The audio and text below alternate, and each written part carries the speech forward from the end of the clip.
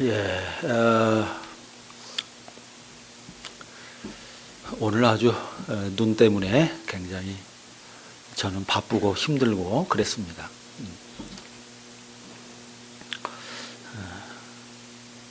뭐 우리가 올 때 얼마나 이 용인에 눈이 많이 오는지 지금도 계속 눈 오죠? 예, 갈라디아서 2장, 바울이 이 갈라디아서 1장에서 갈라디아 교회에 닥친 이 복음의 위기, 그게 뭐냐? 그게 이제 사람에게서 비롯된 복음이냐, 하나님에게서 비롯된 복음이냐, 이 문제가 갈라디아서의 핵심 논쟁이라는 것을 분명하게 밝혔습니다. 물론 명시적으로 밝힌 건 아니지만은 문맥으로 볼 때 그것이 핵심 논쟁점이다 하는 것을 발견할 수 있어요. 자기의 사도권과 자기가 전하는 복음이 하나님으로 말미암은 것이고 예수 그리스도의 계시로 말미암은 것이다. 이렇게 강변함으로써 갈라디아 교회를 어지럽히는 자들의 복음, 그거는 사람에게서 비롯된 복음이고 다른 복음이다. 이것을 천명한 것입니다. 그러나 뭐든지 천명하는 것으로 충분한 건 아니죠. 그래서 바울은 2장에서 자기가 천명한 것을 구체적으로 입증합니다. 다시 말하면 자기가 전한 복음이 하나님께 받은 복음이라는 것, 예수 그리스도의 계시로 말미암은 진짜 복음이다 하는 것을 구체적인 사례를 통해서 그거를 입증합니다. 바울은 오늘날 예수님의 복음을 이방 세계에 전한 위대한 사도로 인정을 받습니다. 예수님의 십자가 죽음과 부활을 가장 깊이 이해하고 정리한 최고의 신학자요 해석자다. 이렇게 인정을 받죠. 그러나 1세기 당시에는 그리 인정받지 못했습니다. 잘 아시다시피 바울은 예수님의 직계 제자가 아니거든요. 다른 사도들은 다 예수님의 직계 제자들이었습니다. 예수님의 부르심을 직접 받아서 3년 동안 동고동락하고 예수님의 모든 사역과 행하심을, 가르침을 직접 보고 듣고 배운 자들이었습니다. 또 부활하신 예수님의 몸까지도 두 눈으로 직접 보고 경험한 자들이었습니다. 그런데 바울은 그러지 않았습니다. 다메섹으로 가는 길에 뜻하지 않게 부활하신 예수님을 만나기 전까지는 적어도 바울은 예수님과 일면식도 없었다고 봐야 합니다. 단 한 번도 마주친 적이 없다 하는 겁니다. 또 예수님에 대해서도 당시에 떠돌아다니는 여러 가짜 메시아 중에 한 사람이라고 생각했습니다. 그래서 예수 믿는 자들을 핍박하는데 앞장선 것이죠. 자, 그러니 여러분, 그런 바울을 누가 사도라고 인정하겠습니까? 아무리 부활하신 예수님을 만났다고 하나님의 부르심을 받았다고 열변을 토한다 하더라도 객관적으로 확인할 방법이 없으니 누가 사도라고 인정하고 따르겠습니까? 결코 쉽지 않았을 겁니다. 바울 스스로도 그걸 인정했어요. 고린도전서 15장에서 나는 사도의 반열에 설 자격이 없다. 사도라 칭함을 받기에 너무나도 부족한 사람이다. 이렇게 자백을 합니다. 맞아요. 바울은 사도라 칭함을 받기에는 치명적인 결격 사유가 있었습니다. 갈라디아 교회를 어지럽힌 자들은 바로 이 바울의 약점, 이거를 파고 든 것이죠. 그 약점을 아주 집요하게 물고 늘어졌습니다. 그래서 바울이 돌변해서 예수의 복음을 전하고 있기는 하지만 바울은 정통 사도가 아니다. 바울은 예수님의 부름을 받지도 않았고 부활하신 예수님을 보지도 않았다. 오순절 성령 강림 때도 함께 하지 않았다. 그가 전하는 메시지도 예수님께 직접 가르침을 받고 배운 게 아니다. 그의 복음은 가짜다. 이렇게 아주 맹비난을 퍼부었습니다. 당연히 바울의 사도직도 인정하지 않았습니다. 바울은 사도로서 우리 인정할 수 없다. 이렇게 이야기를 한 거죠. 사람들은 솔깃해했습니다. 당시의 그리스도인은 유대인 그리스도인이든 이방인 그리스도인이든 어쨌든 예수님의 직계 제자 출신만을 사도로 인정하는 그런 분위기였고요.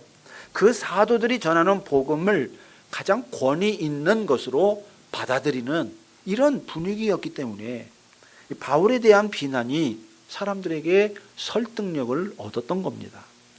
갈라디아 교회 성도들의 상당수가 바울의 복음을 그렇게 속히 떠난 것도 바로 그 때문이었다, 이렇게 말할 수 있습니다. 바울은 매우 당혹스러웠을 겁니다. 그동안 예수님과 반대되는 길을 걸어왔기 때문에 자기를 이렇게 비난하고 자기의 사도직을 순순하게 인정하지 않는 것에 대해서 어떤 부분, 일정 부분 이해가 되는 그런 측면이 있었어요. 전혀 이해가 안 되는 건 아니었습니다. 그렇지만 그래도 저들의 방해 공작이 이게 너무 악의적이다, 그런 생각이 들었을 겁니다. 자기가 받은 복음, 이건 너무나도 분명한 복음인데 자기가 받은 복음과 너무나 다른 복음을 이야기한다는 사실을 확인하면서 저기 놀랐을 겁니다.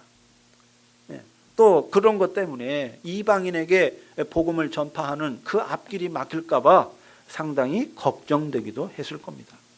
그래서 예루살렘에 올라간 건데요. 어쨌든 바울은 주눅이 들지 않았습니다. 이런 여러 비난이 있음에도 불구하고 이방인에게 복음을 전파하는 하나님의 부르심에 대해서 조금도 의심이 없었고 흔들림이 없었습니다. 물러나지 않았습니다. 용기를 내어서 계속 진실을 말했습니다. 제일 먼저 자기의 사도직이 사람들에게서 난 것이 아니요 사람으로 말미암은 것도 아니요 오직 예수 그리스도와 그를 죽은 자 가운데서 살리신 하나님 아버지로 말미암아 된 것이다. 1장 1절 여기서 강변하고 있죠. 그리고 10장 11절 12절 1장에서 자기가 전한 복음에 대해서도 사람의 뜻으로 나온 것도 아니고 오직 예수 그리스도의 계시로 말미암은 것이다. 이렇게 아주 열변을 토한 거죠. 이 말은 무슨 말입니까? 달리 말하면 나는 사도들의 문화생이 아니다 하는 거예요. 사도들의 문화생이 아니다. 예루살렘 교회로부터 파송받은 선교사도 아니다. 사이비 사도는 더더욱 아니다. 뭐냐? 나는 오직 하나님의 부르심을 받은 진짜 사도다. 이 이야기를 한 겁니다. 그리고 그 사실을 변증하기 위해서 1장에서 예수를 반대한 이야기, 예수를 핍박한 이야기, 다메섹으로 가는 길에 부활하신 예수님을 만났을 때에도 사도들을 만나러 예루살렘으로 간 것 아니고 아라비아로 갔다, 뭐 그런 이야기. 또 3년 후에 예루살렘에 올라간 적이 있는데 그때도 베드로와 야고보만 15일 동안 머물면서 잠깐 만났을 뿐 다른 사도들은 구경도 하지 못했다. 뭐 이런 이야기들을 다 일일이 밝혔습니다. 심지어 어머니의 태로부터 나는 택정함을 받았다. 이렇게까지 이야기를 한 거지요. 그러고도 마음이 놓이지 않았는지 마지막에는 1장 20절에서 이렇게 분명하게 또 한 번 말합니다. 1장 20절을 보세요. 보라, 내가 너희에게 쓰는 것은 하나님 앞에서 거짓말이 아니로다. 자기 과거 이야기를 다 꺼내고 이야기하고 나서 이건 다 100% 진실이야. 거짓말 없어. 이렇게 못 박습니다. 얼마나 답답했으면, 얼마나 자기 그 입장이 자기를 변호하고 싶었으면 여러분 이런 말까지 했겠습니까? 그러나 이렇게까지 했음에도 불구하고 이것만 말하는 것은 왠지 마음에 걸렸고 부족하다는 생각이 들었습니다.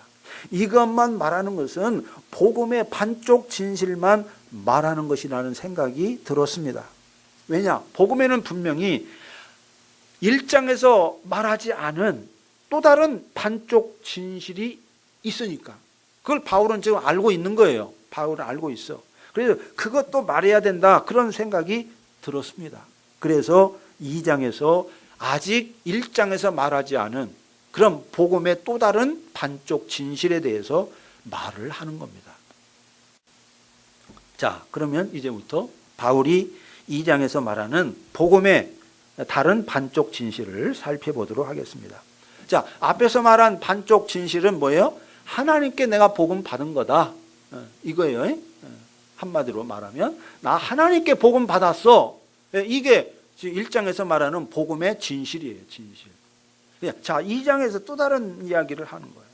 자, 2장에서 바울은 두 번째로 예루살렘을 방문한 이야기를 꺼냅니다. 바울이 두 번째 예루살렘을 방문한 것은 부활하신 예수님을 만난 지 14년 후의 일이다. 이렇게 이야기하고 있죠. 자, 이때 바울과 동행한 사람은 바나바와 디도였습니다. 바나바는 유대인이고 디도는 헬라인, 이방인입니다. 근데 바울은 이들과 동행한 이 두 번째 방문을 계시를 따라 갔다. 이렇게 표현합니다. 내가 예루살렘에 간 거는 하나님의 계시를 따라 간 거다. 이렇게 이야기해요. 자, 여기서 계시를 따라 갔다는 이 표현은 사람의 뜻이나 필요에 따라 가는 것이 아니라 하나님의 뜻과 필요에 따라 갔다. 그런 의미인 거죠. 그렇다면 바울은 왜 예루살렘에 올라간 것을 계시를 따라갔다 이렇게 거창하게 말한 걸까요? 이 부분에 대해서 명확하게 이거다라고 말할 수 있는 성경적인 근거가 없습니다. 자료가 없어요. 그렇기 때문에 이 부분에 대해서 이거다 이렇게 명확하게 말하기는 어렵습니다. 왜 그 계시가 어떤 계시냐? 이걸 찾아볼 수가 없어요. 그런데 저는 이 표현이 바울이 말하려고 하는 이 복음의 다른 반쪽 진실과 깊이 연결되어 있다. 그렇게 생각을 합니다. 제 생각이 옳은가 하는 것은 설교의 마지막에 가서 확인해 보도록 하고, 자, 일단은 두 번째 예루살렘 방문 이야기 속으로 들어가 보겠습니다. 바울은 두 번째 예루살렘 방문에서 있었던 일을 세 가지로 요약 정리해서 이야기해 줍니다. 첫 번째는 바울이 예루살렘에 올라가 예루살렘 교회의 유력한 자들이라고 표현합니다. 유력한 자들. 이거는 그 성도들로부터 예루살렘 교회로부터 권위를 인정받아 큰 영향력을 행사하는 사도들을 가리키는 거죠. 2장 9절에서는 기둥같이 여기는 이렇게 표현하고 있어요. 기둥같이 여기는 야고보와 게바와 베드로죠. 베드로와 요한이라고 2장 9절은 분명하게 밝히고 있습니다. 자, 이들에게 복음을 가감없이 제시했다. 이렇게 말합니다. 가감없이 제시했다. 자, 여기서 복음을 제시했다 이 말은 자기가 이방인들에게 전하는 복음을 사도들에게 상세히 설명하고 그들의 의견을 물었다. 그런 의미인 거죠. 지금 오늘날처럼 공적인 예배에서 설교했다는 말이 아닙니다. 유력한 사도들과 사사로이 개인적으로 만나가지고 자기가 지금까지 이방인들에게 전한 복음을 아주 자세하게 설명한 거예요. 내가 하나님께 받은 복음은 이러합니다. 그래서 이렇게 내가 전했습니다. 당신들이 듣기에 어떻소? 이렇게 물어본 거예요. 이렇게 의견을. 자, 그런데 이게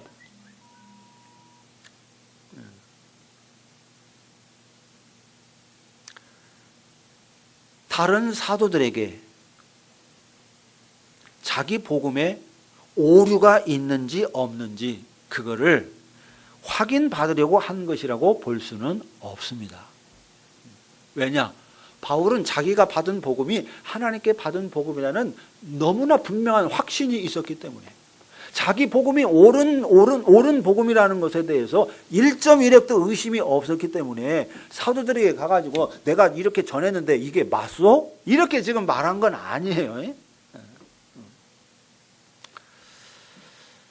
단지 자기가 전하는 복음을 정확히 설명함으로써 교회의 중심, 기둥인 이 사도들이 전하는 복음과 자기가 전하는 복음이 같은 복음이고 하나의 복음이라는 것을 확인하기 위해서 그런 거라고 봐야 합니다.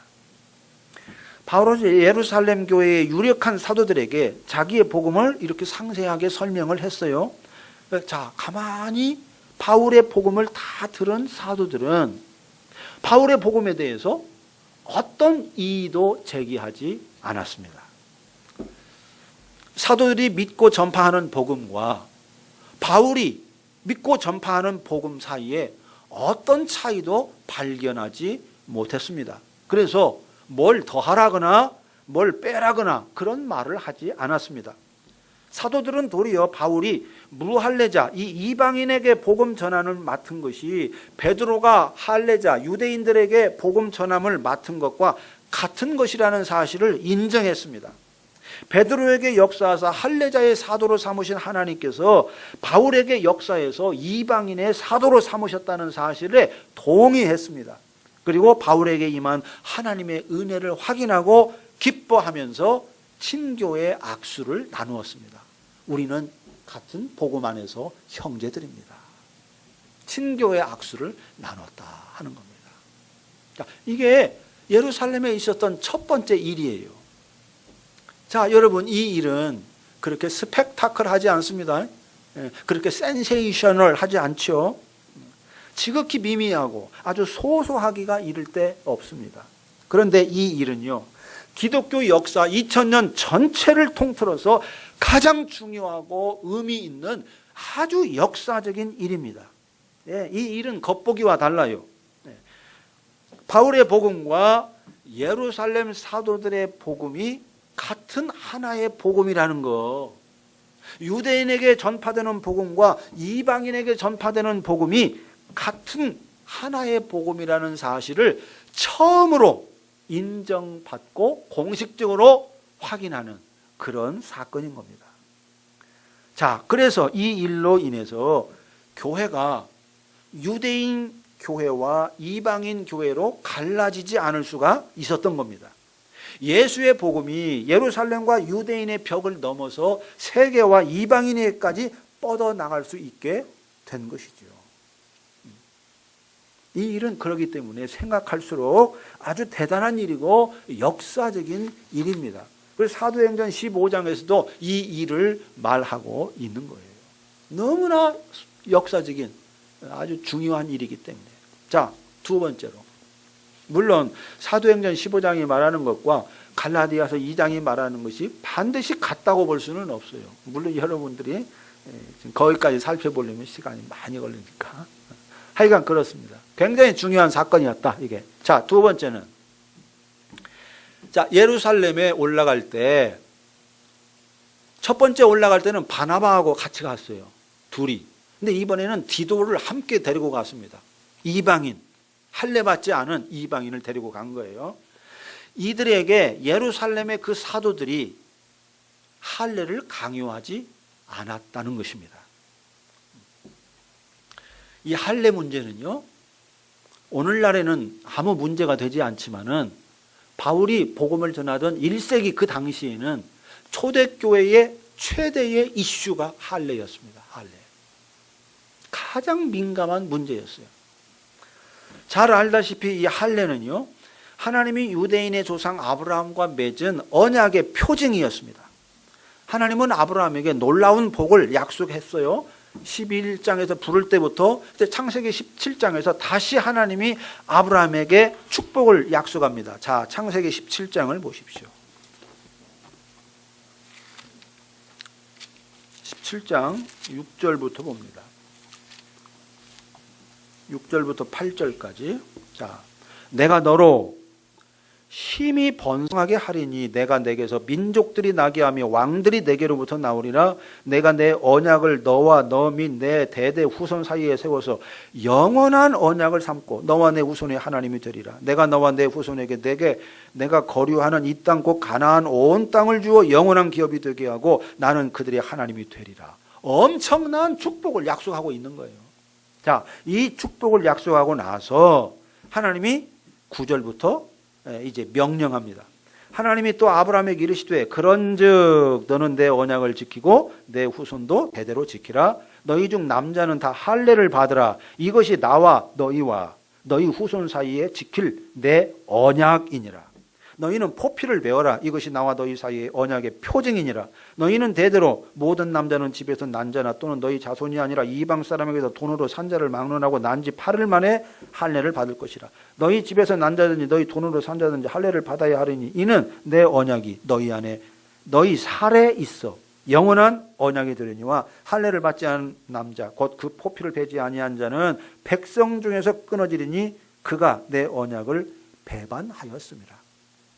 너무나도 명확하게 이렇게 말씀했어요. 자, 할례는 이처럼 하나님의 언약의 표징인데다가 의문의 여지가 없이 확실하게 말씀했기 때문에 유대인에게 있어서 이거는 생명과 같은 것이었습니다. 할례는 누가 아브라함의 후손인가 이거를 판단하는 최고의 기준이었고요. 유대인의 정체성을 정의하는 최고의 표징이었습니다. 그러니까 아브라함의 혈통에서 태어나도 할례를 안 받으면 유대인의 정통성에서 인정을 못 받는 거죠. 유대인으로 인정 못 받아요. 아브라함의 후손으로 인정 못 받습니다. 그렇게 중요한 거예요. 그런데 바울이라는 자가 갑자기 나타나서 할례가 필요 없다. 할례가 필요 없다. 이렇게 말을 하니 여러분 얼마나 황당하겠습니까? 얼마나 기가 막히겠습니까? 네.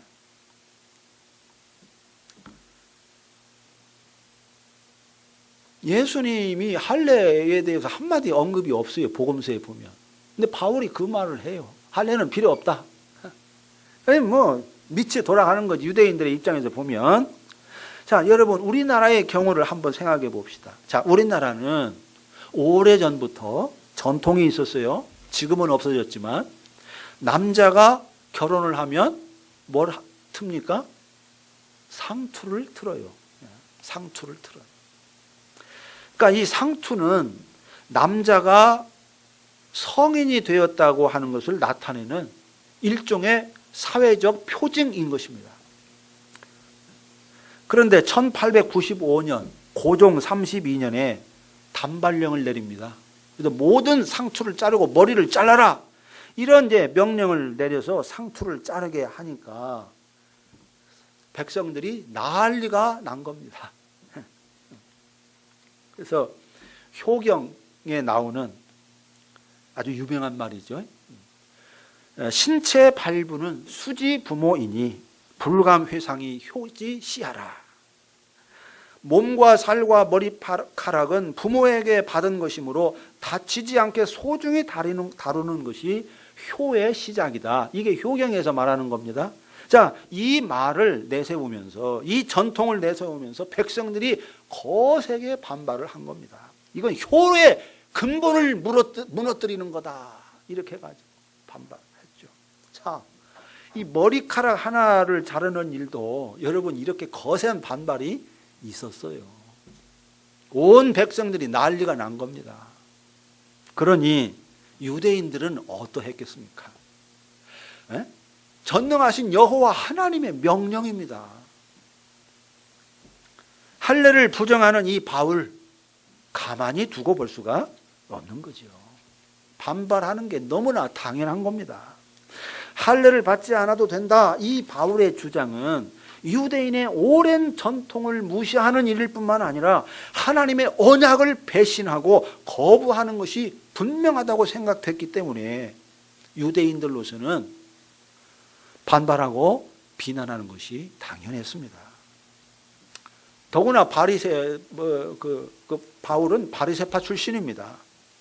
하나님의 율법을 아주 엄하게 지키는 바리새파 출신이었기 때문에 그 유대인들의 그 반발하는 게 심정적으로 충분히 이해가 됐겠습니까? 안 됐겠습니까? 이해가 되죠. 저들이 이렇게 반발하는 거 바울이 이해 못할 리가 없어요. 100번 이해를 합니다. 그러나 이해를 한다고 해서 물러설 수는 없는 거죠. 바울은 할례 받지 않은 이방인 디도를 데리고 예루살렘으로 올라갑니다. 그리고 숨기는 것도 아니에요. 사도들에게 당당하게 형제를 소개해요. 디도를. 이 디도는 나의 복음의 동역자인데 이방인 헬라인 출신입니다. 할례를 받지 않았습니다. 당당하게 사도들에게, 예루살렘 교회 성도들에게 소개를 한 거예요. 여러분, 이것이 별것 아닌 행동 같죠? 그러나 이것은 실로 엄청난 행동인 것이죠. 충격적인 행동이었습니다. 할례 받지 않은 자를 예루살렘 교회로 데리고 가고 사도들과의 만남에 동석시켰다. 이건 뭘 말하는 겁니까? 여러분, 할례가 없어도 예수를 그리스도로 믿으면 아브라함의 후손으로 부족함이 없다. 아브라함의 후손의 일원이 된다. 하나님의 언약 백성의 일원으로 부족함이 없다. 예수 공동체의 일원이 될 수 있다 하는 것을 말 없는 몸으로 웅변한 그런 도발적인 행동이었던 겁니다. 마치 200년 전에 미국에서 흑인과 백인이 같은 교회당에서 예배드리지 못하는 그런 시대에 어떤 백인 신사가 말이죠, 예배당에 딱 갈 때 흑인 형제를 하나 데리고 예배당에 딱 들어가. 그 백인 그리스도인들이 볼 때 이거는 너무 충격적인 일인 거죠. 어떻게 흑인이 감히 백인 교회에 들어옵니까? 이거 있을 수 없는 일이에요. 그런 것과 같은 행동을 한 거예요.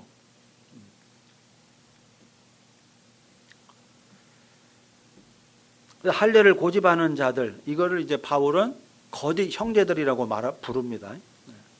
이 할례를 고집하는 자들은 바울의 이런 도발적 행동이 당연히 못마땅했습니다. 그래서 바울과 사도들이 만나는 모임에 조용히 잠입해 들어가서 디도에게 할례를 베풀라 이렇게 요구를 했습니다. 오늘날로 말하면 소규모 데모를 한 것이다 이렇게 볼 수가 있겠습니다. 할례를 거부하는 바울 일당은 물러가라, 물러가라, 물러가라. 이방인 디도에게 할례를 시행하라, 시행하라, 시행하라. 이런 아주 소규모 데모를 했다 이렇게 볼 수가 있는 겁니다. 그런데 여러분, 바울은 끄떡도 하지 않았다고 말합니다. 한순간도 그들의 요구에 굴복하지 않았다. 이렇게 갈라디아 2장에서 바울이 이야기를 합니다.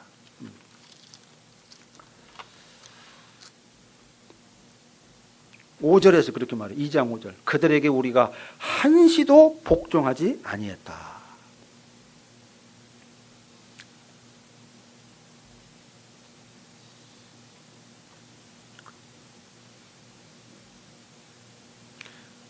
그런데 사도들의 반응은 어땠습니까? 사도들의 반응은 거짓 형제들과 전혀 달랐죠. 사도들은 디도에게 할례를 요구하지 않았습니다. 할례 받지 않은 이방인 디도를 하나님의 언약 백성으로 인정하고 순순하게 받아들였다 그 말입니다. 형제로 받아들인 겁니다. 자, 여러분, 이것도 별것 아닌 행동 같죠? 그러나 이것도 아주 혁명적인 행동이었습니다. 유대인의 오랜 원칙과 전통을 깨는 그런 행동이었던 거죠. 할례를 받지 않아도 예수를 믿는 것만으로 충분히 하나님의 언약 백성이 될 수 있고 예수 공동체의 일원이 될 수 있다는 것을 사도들이 인정하고 확인해 준 그런 사건, 그런 행동이었던 겁니다. 자, 마지막 세 번째. 예루살렘 교회와 이방인 교회가 서로의 필요를 채워주는 형제적 관계로 굳건해졌다는 사실을 바울이 이야기합니다. 자, 바울이 예루살렘에 올라갔을 때 사도들이 바울에게 요청한 것은 딱 하나였습니다. 그게 뭐였습니까? 그게 뭐였어요? 10절. 마지막 10절. 다만 우리에게 가난한 자들을 기억하도록 부탁하였다. 이것은 나도 본래부터 힘써 행하여 왔노라. 가난한 자들을 기억하라는 요청, 이것만 하나 덧붙인 겁니다. 어떤 것도 요구한 게 없어요. 요청하지 않았어요. 가난한 자들을 좀 기억하라. 근데 이 요청은 단지 가난한 자들을 기억하라는 뜻이 아니라 가난한 자들을 기억하고 계속해서 그들을 도우라, 그런 이야기를 한 거죠. 근데 바울에게 이거는 새로운 것이 아니었습니다. 바울은 이미 가난한 자들을 돕고 있었습니다. 그게 복음의 정신이라는 것을 알고 있었기 때문에 바울은 가는 곳곳마다 성도들로 하여금 연보를 하게 해가지고 가난한 교회 성도들을 계속해서 도와줬습니다. 예루살렘 교회에 헌금을 해가지고 굉장히 많이 가난한 예루살렘 교회를 도와줬어요. 그게 뭐 사도행전, 로마서, 고린도전서에 다 나옵니다. 이런 이야기가. 아무튼 이 요청은 무슨 말입니까? 예루살렘 교회와 이방인 교회가 하나의 교회라는 것을 웅변해 주는 일이었습니다. 이방인 교회가 예루살렘에 있는 이 가난한 형제들을 잊지 말고 기억해달라, 이걸 말한 거니까 이거는 서로 재물을, 서로 도움을 주고받고 경제적인 공동체로서 사랑을 실현하는 그런 같은 형제적 관계라는 것을, 이방인 교회와 예루살렘 교회가 형제적 교회라는 것을, 하나의 교회라는 것을 말로 표현한 거예요. 가난한 자들을 기억하라는 말이. 자, 지금까지 바울이 예루살렘 방문에서 겪은 세 가지 일을 살펴봤습니다. 자, 이제 여러분에게 묻습니다. 바울이 이렇게 예루살렘에서 겪은 세 가지 일을 말하는 것이 무엇 때문일까요? 도대체 무슨 말을 하려고 이런 이야기를 하는 것일까요? 분명하죠. 자기가 이방인에게 전하는 복음과 예루살렘 사도들이 유대인에게 전하는 복음이 같은 복음이다, 하나의 복음이다, 이것 말하려고 그런 거예요. 자, 1장에서는 뭘 말했습니까? 바울이 어디에다 초점을 맞췄습니까? 자기가 전하는 복음이 하나님께 받은 것이지 사도들에게 받은 것 아니다, 사람들에게 배운 것 아니다. 여기에 초점이 있었어요. 여기에. 근데 그것만으로는 부족한 거예요. 그래서 2장에서는 내가 전하는 복음과 예루살렘의 사도들이 전하는 복음이 같은 복음, 하나의 복음이다, 여기에 방점을 찍고 있는 겁니다. 이 두 가지가 다 중요해요.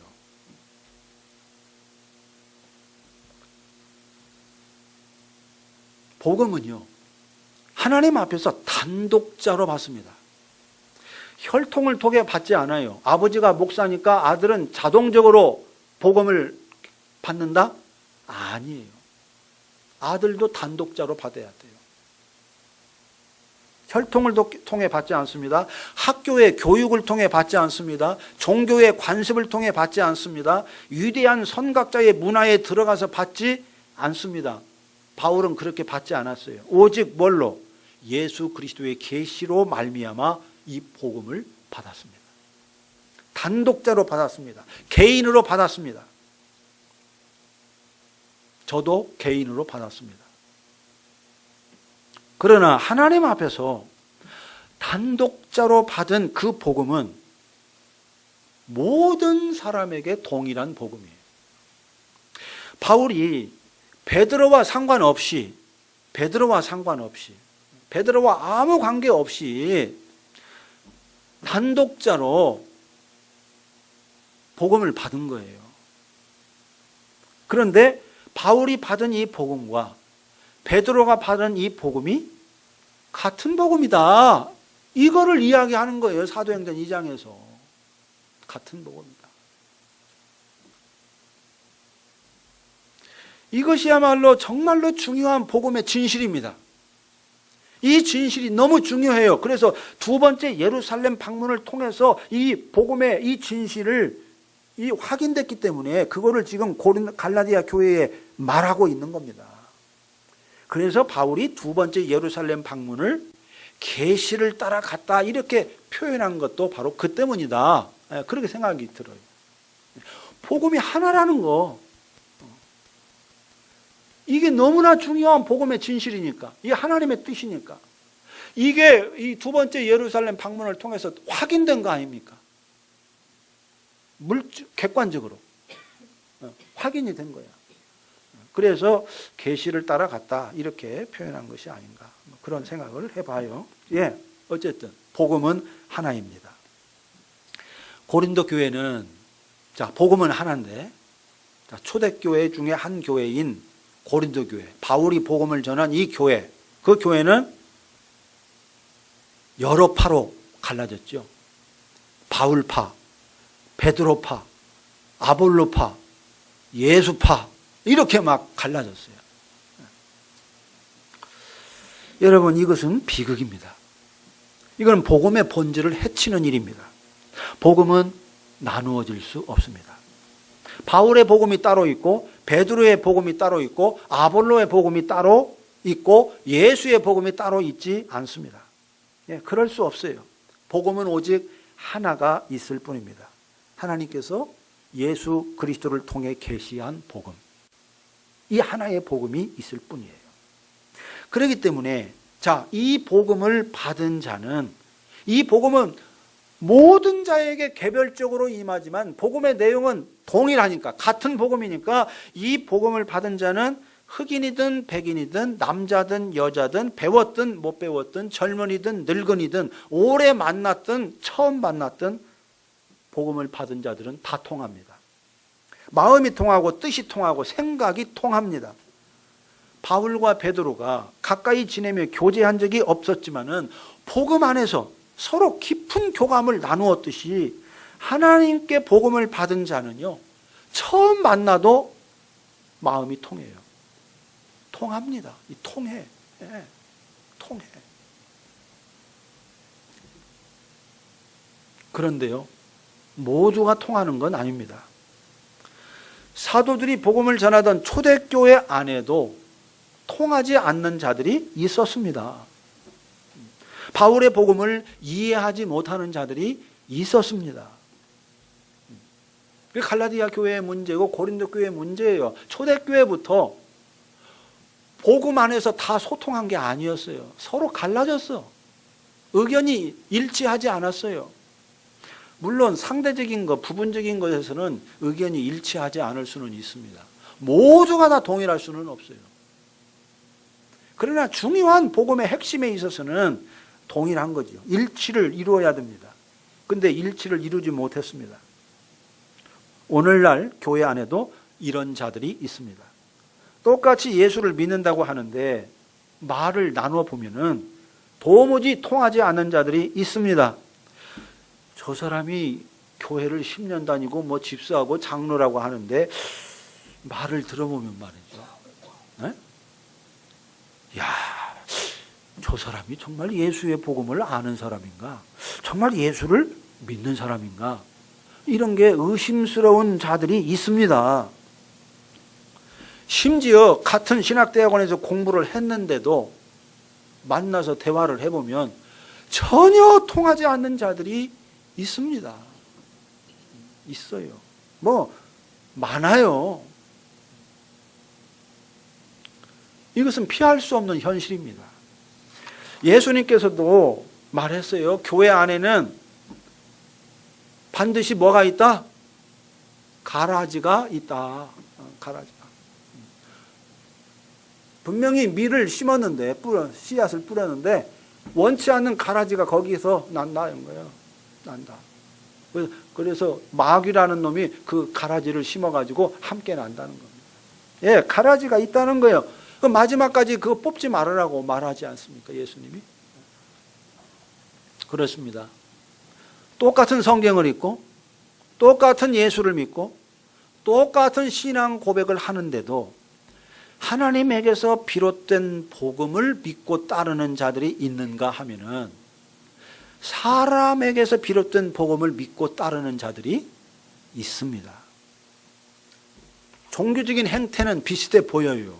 그런데 속은 다릅니다. 하늘과 땅처럼 다릅니다. 이런 자들과는 그래서 통하지가 않습니다. 통하지가 않아요. 5년, 10년을 한 교회 안에 있다 해도 영적으로 통하지를 않아요. 영적으로. 이건 현실이에요. 눈앞의 현실이에요. 바울은 이런 자들을 가리켜서 거짓 형제들, 다른 복음을 전하는 자들, 성도들을 교란하고 어지럽히는 자들이라고 불렀어요. 예, 아주 거짓 형제들이라고. 다른 복음을 전하는 자들이라고 확실하게 선을 그었습니다. 그러므로 여러분, 다른 복음에 속지 마시기 바랍니다. 다른 복음에 흔들리지 마시기 바랍니다. 다른 복음에 귀 기울이지 마시기 바랍니다. 복음은 오직 하나입니다. 여럿이 아니에요.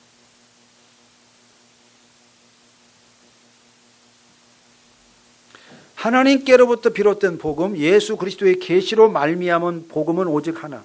세월이 흘러도 시대가 바뀌어도 철학이 변하고 뭐가 변해도 복음은 오직 하나입니다. 예수의 십자가 죽음과 부활을 통해 계시된 복음, 이 복음만 있을 뿐입니다. 이 복음은 나라에 갇히지 않습니다. 시대에 갇히지 않습니다. 문화에 갇히지 않습니다. 철학에 갇히지 않습니다. 종교에 갇히지 않습니다. 유대의 전통과 모세 율법에 갇히지 않습니다. 이 복음은 세상의 모든 갇힘에서 우리를 해방시킵니다. 자유케 합니다. 세상의 모든 차이와 차별을 무너뜨립니다. 유대인과 이방인 사이에 막힌 담을 허물어뜨립니다. 온 나라와 민족과 백성을 그래서 하나 되게 합니다. 다시 말하면 하나님의 복음은 하나다 이 말은요. 하나님의 복음은 하나다 이 말은 달리 말하면 하나님의 복음은 공적인 복음이고 온 세상을 향한 복음이다 그 말입니다. 나를 구원하는 것에서 끝나는 복음이 아니라 온 백성을 구원하는 복음, 온 세상을 구원하는 복음이라는 말입니다. 이 복음 외의 것들은 다 부분적입니다. 공자도 부분만 말하고 석가도 부분만 말하고 노자도 부분만 말하고 소크라테스도 부분만 말하고 마흐메트도 부분만 말하고 과학도 부분만 말하고 문학도 부분만 말하고 역사도 부분만 말하고 철학도 부분만 말하고 예술도 부분만 말합니다.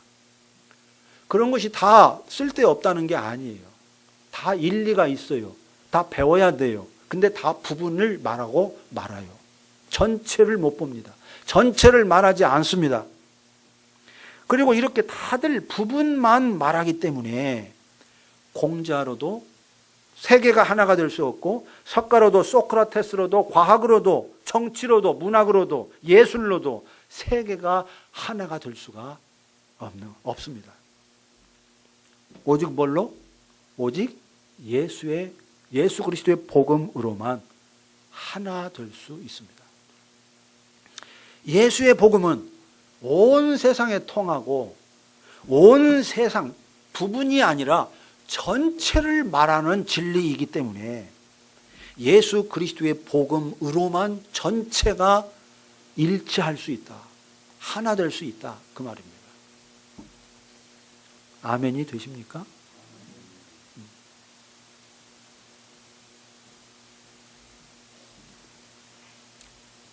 저는 여러분과 이 복음을 소통할 수 있어서 참으로 기쁩니다. 이 복음에 함께 공감하고 함께 즐거워하고 함께 참여할 수 있어서 정말 기쁩니다. 저는 요즘 기도합니다. 주님, 저에게 더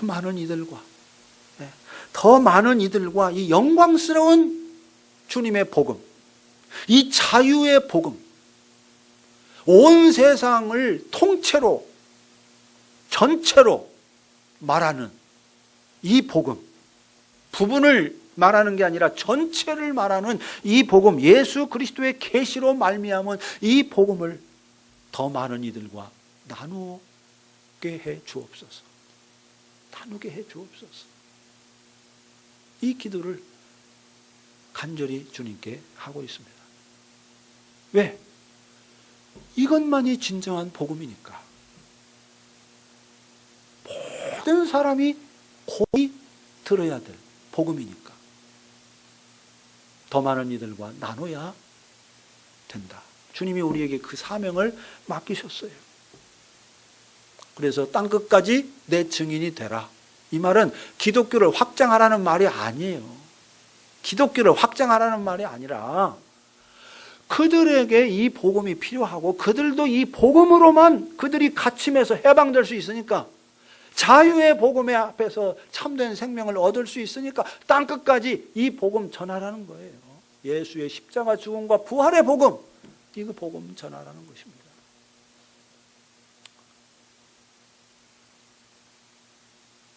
우리 이 복음을 많은 이들과 나눌 수 있게 되기를, 그 나누는 여러분, 저와 여러분 되시기를 바랍니다.